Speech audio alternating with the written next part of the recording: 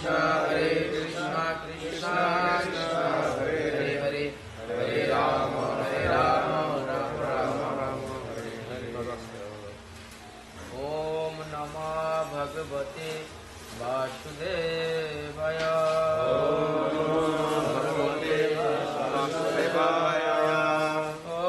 नमो भगवते वासुदेवाय। ओम नमो भगवते वासुदेवाय।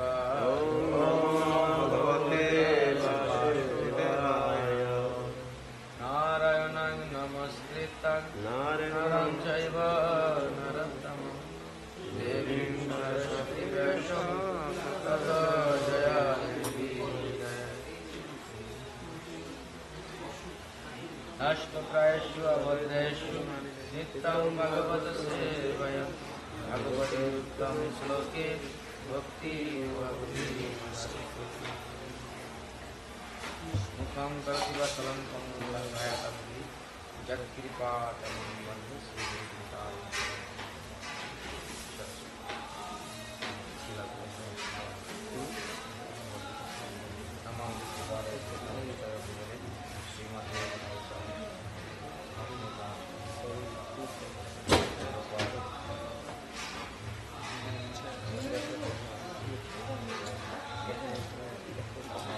आदिदेवं करुणानिधनं कमालवर्णं सूर्यावतारम्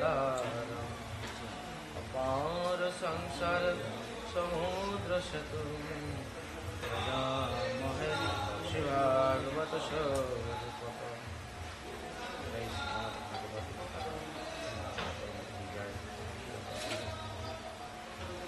हरे कृष्ण हरे बोल।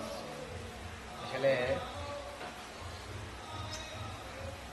এখানে এত শুদ্ধ বৈষ্ণবরা, মহান বৈষ্ণবরা উপস্থিত, কারণ তাদের মাঝে যদি আমার মতো একজন ছোট্ট নগণ্য ব্যক্তি কথা বলার সাহস করে তাহলে ভয় তো শরীরে থাকবে, এটাই স্বাভাবিক। আর সেটা আমার বেলায় যেটা এটাই হয়েছে। তো আমি বিশেষ করে হিজ গ্রেস জয় দামোদর প্রভু, হিজ গ্রেস মহাপ্রকাশ প্রভু, হিজ গ্রেস শান্তিপুরনাথ প্রভু, হিজ গ্রেস শুভনিতাই দাস ব্রহ্মচারী, হিজ গ্রেস সনত ব্রহ্মচারী প্রভু, আমাদের বড় জ্যেষ্ঠ হিজ গ্রেস সুদীপ্ত গৌরাঙ্গ দাস প্রভু, আমাদের কাঞ্চন প্রভু। তো সকলের কাছে আমি বিশেষভাবে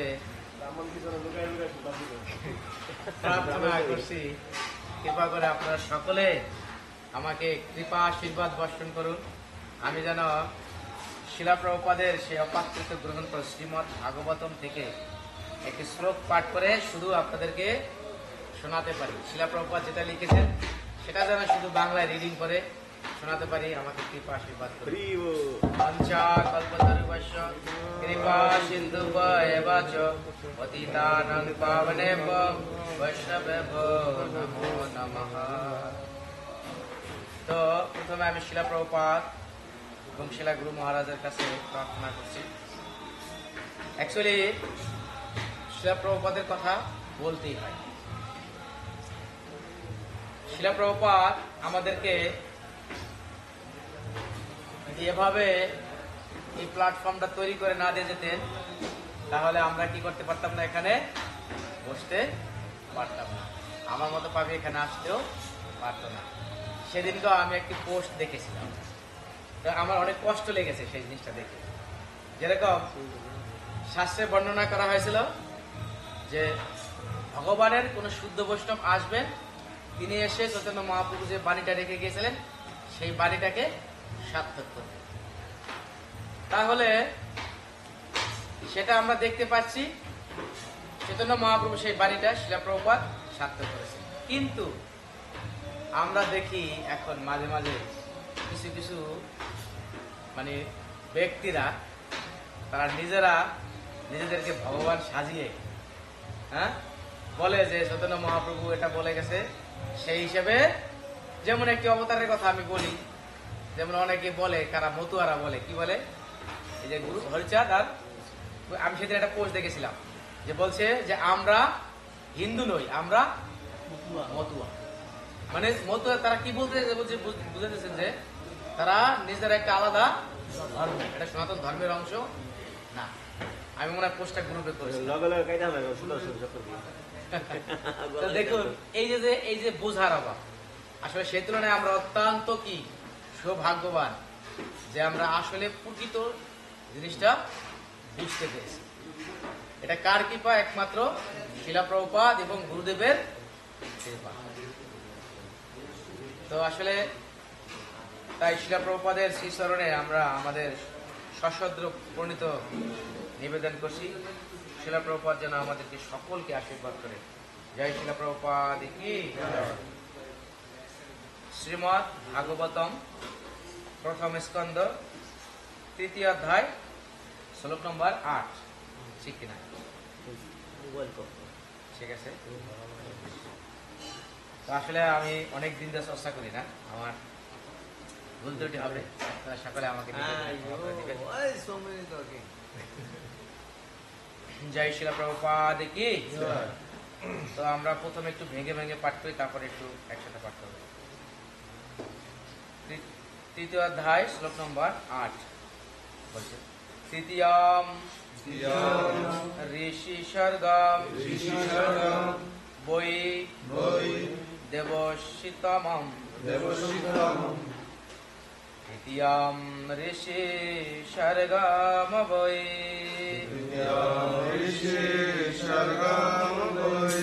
দেবশিতমম উপতায়শ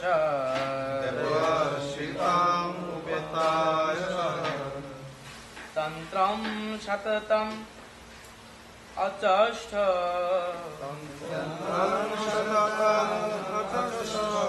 নিষ্কর্ম কর্ম নাম যত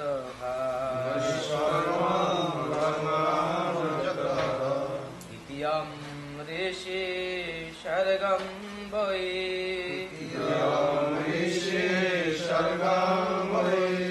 দেবশিতবম উপতায়শ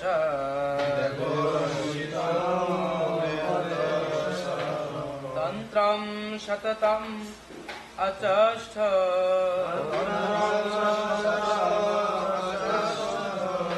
নিষ্কর্মম কর্ম নাম যতঃ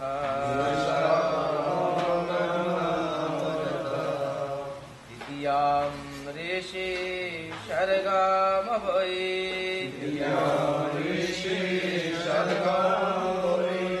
দেবশিতবম উপতায়শ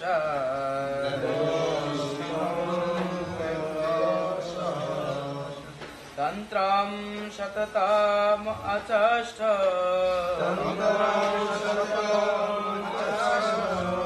নিষ্কর্মম কর্ম নাম যতঃ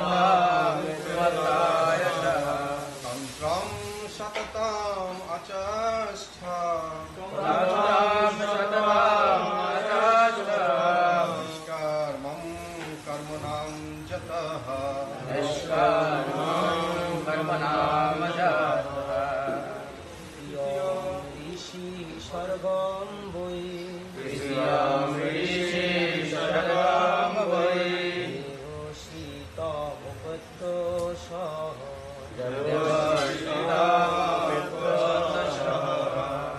তন্ত্রম সততম উপষ্ট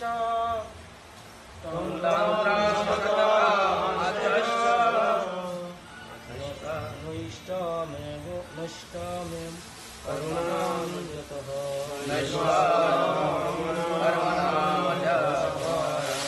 কর্মণাম যতঃ তৃতীয়ম ঋষি স্বর্গম বৈ দেবশীতম পেত্তসহ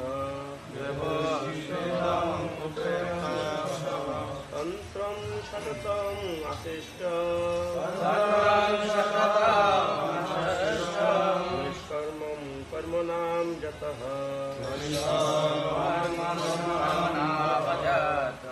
তৃতীয়ম ঋষি স্বর্গম তৃতীয়ম ঋষি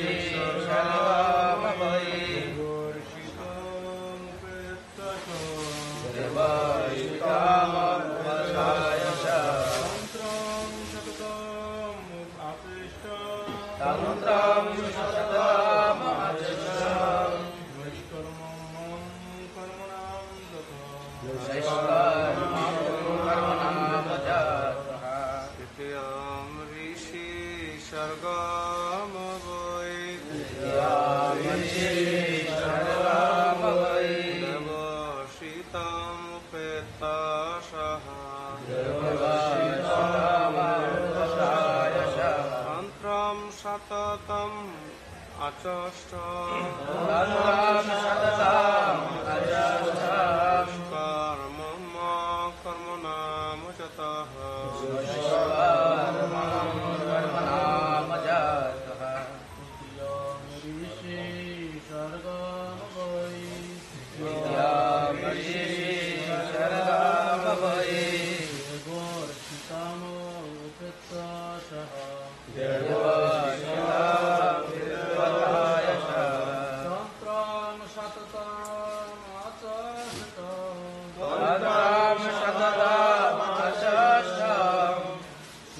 কর্মম কর্মণাম যতঃ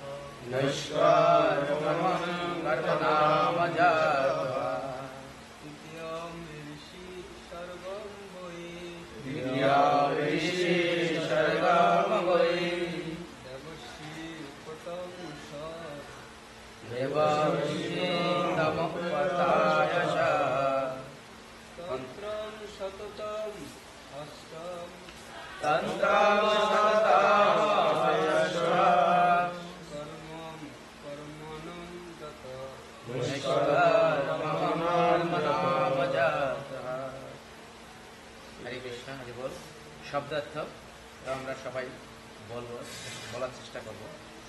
তৃতীয়ম, তৃতীয়। ঋষি স্বর্গম, ঋষি কল্পে। বৈ, অবশ্যই।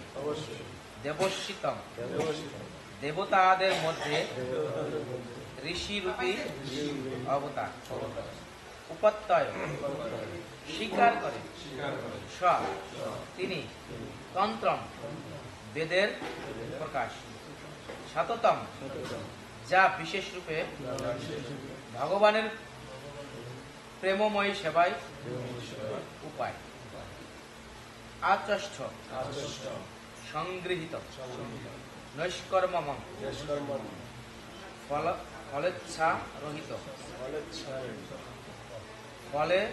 ফলেচ্ছা রহিত। কর্মনাম, কর্মের। যত, যা থেকে। জয় শিলা প্রভুপাদের অনুবাদে কি? ঋষিকল্পে পরমেশ্বর ভগবান দেবর্ষি নারদ রূপে তার তৃতীয় সত্তাবেশ অবতারে আবির্ভূত হন। বেদের যে সমস্ত বর্ণনা ভগবত ভক্তি এবং নিষ্কাম কর্ম সম্বন্ধে জীবকে অনুপ্রাণিত করে তিনি সেইগুলি সংকলন করেছিলেন। কত সুন্দরভাবে শিলা প্রভুপাদ তাৎপর্য করেছেন। কি বলছেন? যে ঋষিকল্পে পরমেশ্বর ভগবান দেবর্ষি নারদ রূপে তার তৃতীয় সত্তাবেশ অবতারে আবির্ভূত হয়। কি বলছেন এখানে? যে আমাদের যে কয়টি অবতার আছে, 6টি অবতারের কথা। এখানে মনে হয় আরো আছে, আস্তে আস্তে বাড়বে নাকি। প্রথমত 6টি অবতারের কথা বর্ণনা করা আছে। তার তৃতীয় অবতারে ভগবান দেবর্ষি নারদ রূপে এসেছে, মানে তার তৃতীয় অবতার থেকে সপ্তাবেশ অবতার। তো এই সপ্তাবেশ অবতারে নারদমণি রূপে ভগবান স্বয়ং এসেছেন। বেদের যে সমস্ত বর্ণনা, অর্থাৎ বেদে কিন্তু বেদ পড়লে কিন্তু সম্পূর্ণ ভগবত ভক্তি অর্জন করা যাবে না। বেদ বলা হয়েছে কি? কর্মকাণ্ডী। বেদকে বলা হয়েছে কি? কর্মকাণ্ডী। আর চৈতন্য মহাপ্রভু কর্মকাণ্ডীদের কি বলছে? কর্মকাণ্ডী বিষয়েরও কাণ্ড। তো সেইখান থেকে কি করেছেন? এই দেবর্ষি নারদমণি ভগবত ভক্তিগুলোকে সংকলন করে নিয়ে এসছেন, যেটা আমাদের এই ভক্তি জীবনের অনুকূলে ভগবত ভক্তি, সেগুলোকে সংকলন করে নিয়েছেন। সেটাই এখানে সেই সম্বন্ধে বলেছেন। বলছে এবং নিষ্কাম কর্ম সম্বন্ধে জীবকে অনুপ্রাণিত করে তিনি সেগুলি সংকলন করেছেন। দেখি শিলা তাৎপর্য, শিলা প্রভুপাদের তাৎপর্য, শিলা প্রভুপাদ কি লিখেছেন। যাই শিলা প্রভুপাদের তাৎপর্য কি? মহর্ষি নারদ, যিনি হচ্ছেন পরমেশ্বর ভগবানের সত্তাবেশ অবতার, তিনি সমস্ত জগৎ জুড়ে ভগবত ভক্তির বাণী প্রচার করেন। সমগ্র ব্রহ্মাণ্ডের বিভিন্ন গ্রহে বিভিন্ন ধরনের জীবদের মধ্যে সমস্ত মহান ভক্তরাই হচ্ছে তার শিষ্য। বলছে যতগুলো ব্রহ্মাণ্ড আছে, সেই ব্রহ্মাণ্ডের ভিতরে কি আছে? অসংখ্য গ্রহ আছে। আর এই অসংখ্য গ্রহে যত জীব আছে, কি বলছে? সেই জীবদের মধ্যে যত মহান ভক্ত আছেন, সমস্ত ভক্তগুলি কার শিষ্য? নারদমণির। খুব একটা গুরুত্বপূর্ণ কথা কিন্তু এখানে বোঝার বিষয়। হ্যাঁ, বলছে যত ব্রহ্মাণ্ড আছে জড়জগতে, এই ব্রহ্মাণ্ডের ভিতরে আবার অসংখ্য গ্রহ আছে, এবং এই বিভিন্ন গ্রহে যত জীব আছে, তার ভিতরে সর্বশ্রেষ্ঠ শিষ্য হচ্ছে নারদমণি। যত মহান ব্যক্তি হোক, যত সর্বশ্রেষ্ঠ ব্যক্তিগণ আছে, সেইগুলো সব নারদমণির শিষ্য। নারদমণি হচ্ছেন নারদ পঞ্চরাত্রের সমস্ত মহান ভক্তি হচ্ছে তার শিষ্য। শ্রী ভাগবতমের প্রণেতা শিলা ব্যাসদেব তার শিষ্য। এই যে ভাগবতম বা যত গ্রন্থ আছে, যে প্রণেতা ব্যাসদেব, ঠিক না? সেই ব্যাসদেব সেই নারদমণির শিষ্য। আরো অনেক আছে এরকম, নারদমণির শিষ্য আরো এরকম অনেক আছে। যেমন প্রহ্লাদ মহারাজ, ঠিক কিনা? তারপরে কি ধ্রুব মহারাজ, ঠিক কিনা?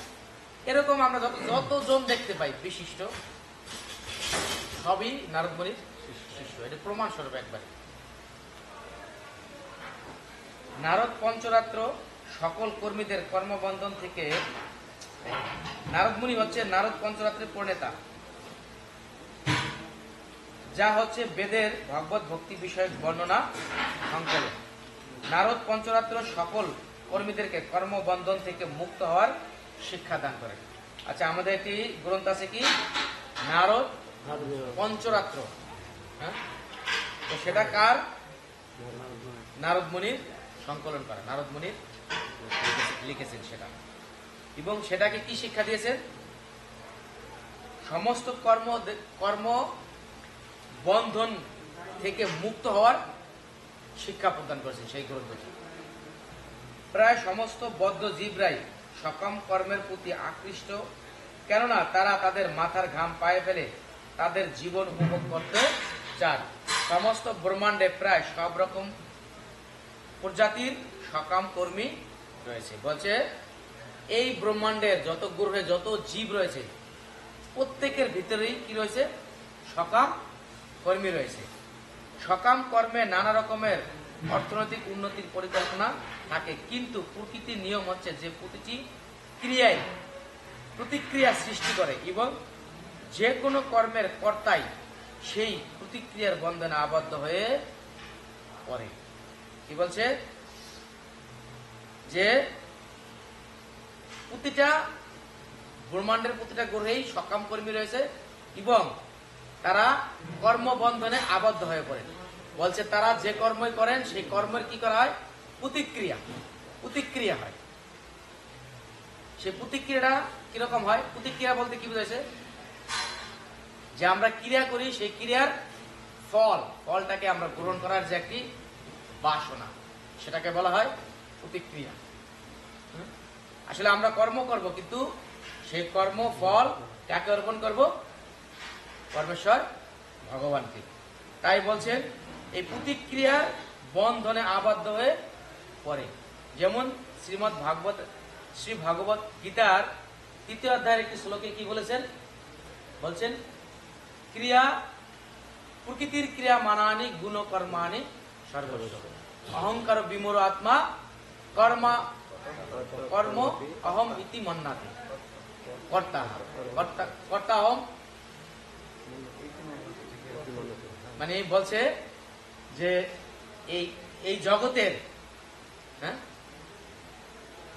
তাকে তিনি কর্তা বলে মনে করেন। যেমন এই যে ক্রিয়া করার ফলে আমরা কি করি? আমরা কর্ম করার ফলে আমরা মনে করি যে সবকিছুর মালিক আমি নিজেই, আমি কর্তা। যেমন আমার ভিতরে একটা আইডেন্টিটি আছে, যেরকম এরকম আইডেন্টিটি কাজ করতাম আমার ভিতরে। কিরকম? যে আমি আগে চিন্তা করতাম, আমি যখন প্রথম সিঙ্গাপুরে এসেছি, হয়তোবা সংসারের ভিতরে আমি বড় কর্তা ছিলাম, যেহেতু আমার বাবা ছোটবেলায় আমাদেরকে রেখে দিয়ে রেখেছেন, আমরা তখন ছোট ছিলাম। এবং যখন আমি সিঙ্গাপুরে এসেছি, আমি নিজেই এরকম ভাবতাম যে আমি ছাড়া মনে হয় আমার সংসারটা অচল। তাই আমি সবসময় টেক কেয়ার করার চেষ্টা করতাম, কোন জমিতে কি বুনতে হবে, কোন ক্ষেতে কি ফসল দরকার, এখন কি চাষ করতে হবে, এরকম সমস্ত কিছু আমি ইনস্ট্রাকশন দিতাম। রিয়েলি আমি সমস্ত ইনস্ট্রাকশন দিতাম। কারণ কি? আমি মনে করতাম যে আমি ছাড়া মনে হয় সেগুলো সম্পাদন হবে না। আমি যখন ভক্তি জীবনে এসেছি তখন আমি বুঝতে পেরেছিলাম যে আসলে এই যে আমি করতেছি এগুলো আমার ভুল ধারণা সম্পূর্ণ। এই ভক্তি জীবনে আসার পরে আমার কিন্তু বর্তমানে জমি জমা থাকা সত্ত্বেও কিন্তু আমাদের আন্ডারে 1 কাঠা জমিও নেই। সমস্তগুলো অন্যান্য লোকদেরকে দিয়ে দিছি। কারণ কি জানেন? এই যে একটা অ্যাটেন্ডেন্সি আমার ভিতরে তৈরি হয়েছে যে আমি করি, আমি ছাড়া করতে পারবে না, এই সংসার আমি দেখতেছি, এই যে একটা অ্যাটেন্ডেন্সি, এটার কারণে কি করি আমরা? এই যে ক্রিয়া করি, ক্রিয়াটার এই প্রতিক্রিয়া, এটা হচ্ছে এটার প্রতিক্রিয়া। আর তার ফলে আমরা কি করি? এই জড়জগতের বন্ধনে এরকম ভাবে আবদ্ধ হয়ে যায়, এক সময় কি করি? মায়ের দাসত্ব করতে থেকে কৃষ্ণকেই ভুলে যাই।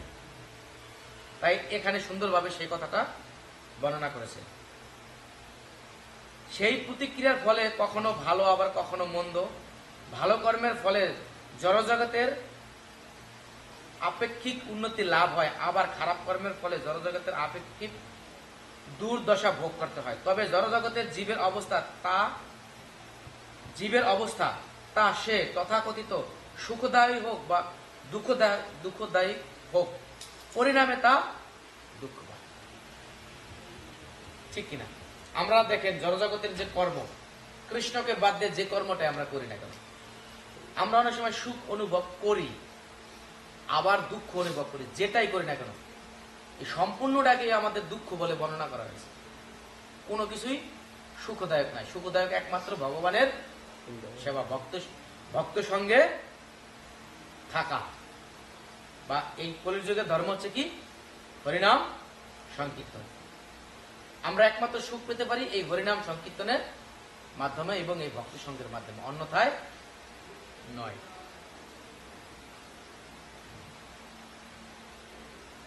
মূর্খ জড়বাদীদের কোনো ধারণাই নেই যে জড়জগতের বন্ধন থেকে মুক্ত হয়ে কিভাবে নিত্য আনন্দ লাভ করা যেতে পারে, কিভাবে প্রকৃত আনন্দ লাভ করা যায়। শ্রী নারদ মুনি এই সমস্ত মূর্খ সকাম কর্মীদের সেই সম্বন্ধে নির্দেশ দিয়েছেন। তিনি জড়জগতের রোগগ্রস্ত মানুষদেরকে শিক্ষা দেন যে কিভাবে জীব তার বর্তমান বৃত্তি অনুসারে পারমার্থিক জ্ঞান লাভের পথে অগ্রসর হতে পারে। অত্যাধিক